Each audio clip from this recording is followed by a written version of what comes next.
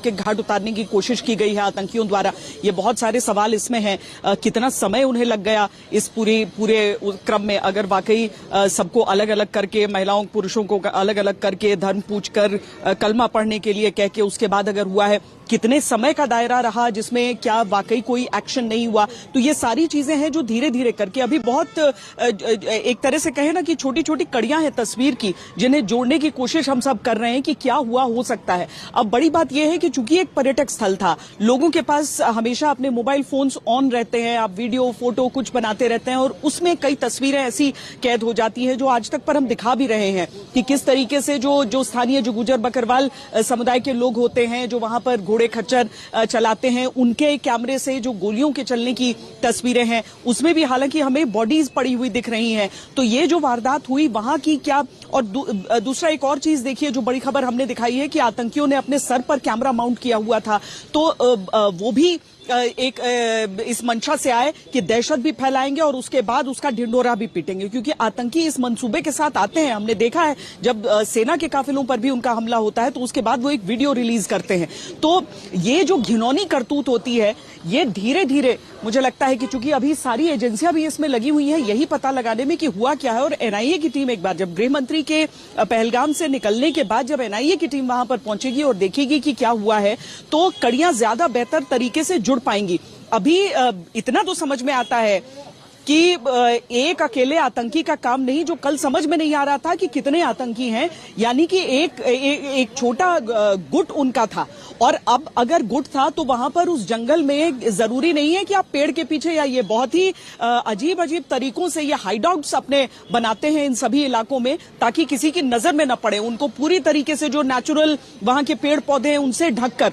और जो हमारे सुरक्षा बलों की ट्रेनिंग है उसमें यह शामिल होता है कि आप उस हाइडआउट को किस तरीके से बस्ट कर पा रहे हैं, कैसे ढूंढ निकाल पा रहे हैं, और उस तरह के औजार उपकरण हमारे पास हैं।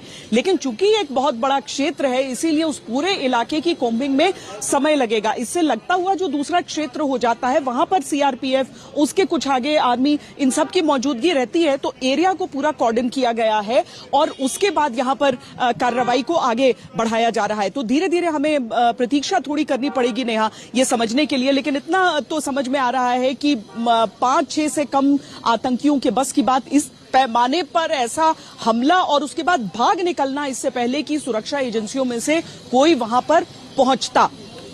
नेहा, फिलहाल अमित शाह भी देखिए वहां पर पहुंचे हैं पीड़ित परिवारों के साथ, उन्होंने मुलाकात भी की। इन 3 तस्वीरें में हम आपको दिखा रहे हैं। सख्त देखिए पहरा किया गया है, तलाश जारी है।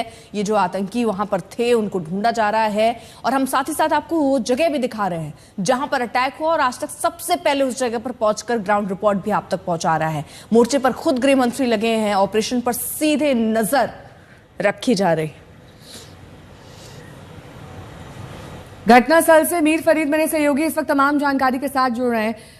मीर, ये इनपुट्स आ रहे हैं कि 3 से 4 आतंकी थे। सुबह आप जानकारी दे रहे थे कि लगभग 5 से 6 आतंकी हो सकते हैं और जिस पैमाने पर ये नृशंस हत्याएं की गई हैं उसको देखकर ये अंदाजा लगाना बहुत ज्यादा मुश्किल नहीं है कि बड़े पैमाने पर ये तैयारियां की गई थी और इसमें 4 से ज्यादा आतंकी होंगे, क्योंकि पूरा का पूरा एक बड़ा ग्राउंड है वहां पर जहां ये सारे सैलानी फैले हुए थे, एक जगह पर एकत्रित नहीं थे।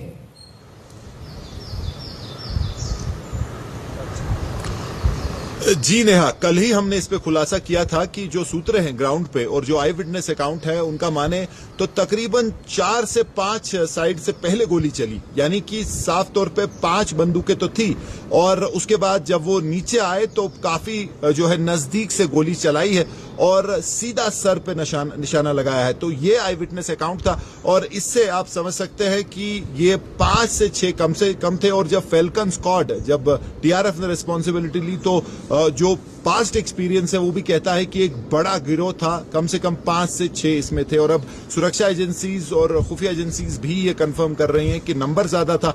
और ऐसे अटैक में ये भी होता है कि जहां सामने कुछ लोग आते हैं, पीछे कवर फायर देने के लिए भी कुछ लोग रहते हैं। हालांकि इसमें जरूरत नहीं था क्योंकि ज्यादा सुरक्षा बल बिल्कुल इनफैक्ट नहीं थे और उनको भी वो पता था। इसीलिए तकरीबन 4 से 5 मिनट जो हमारे सूत्र कह रहे हैं कि फायरिंग हुई है, गोलियां चली हैं, और 200 से 250 राउंड फायर हुआ है। AK-47 M4 rifles, automatic rifle से फायर हुआ है। जो सारी निशानियां है तो जैश या लश्कर की हैं। तो अभी जो है इन सब पहलुओं को, जो आई विटनेस अकाउंट है और आगे जो टेक्निकल इंट आएगा या बाकी जो तरीके होते हैं इन्वेस्टिगेशन के, जब एनआईए टीम्स यहां पहुंचेंगी तो ये इन्वेस्टिगेशन जो है फास्ट ट्रैक होगी। लेकिन फिलहाल जो फोकस है वो है जंगल के अंदर ऑपरेशन करने में, जिसमें हम बार बार कह रहे हैं कि सारी जो बेल्ट फोर्सेस हैं, चाहे सेना हो, कमांडोज हो, पैरा कमांडोज जो कि जंगल ऑपरेशंस में स्पेशलाइज करते हैं, सीआरपीएफ, पुलिस, सभी लगे हुए हैं। एरियल सर्वेलेंस का इस्तेमाल हो रहा है। आज दिन बिल्कुल, आसमान बिल्कुल साफ है, तो वो भी मदद कर सकता है इस ऑपरेशन में।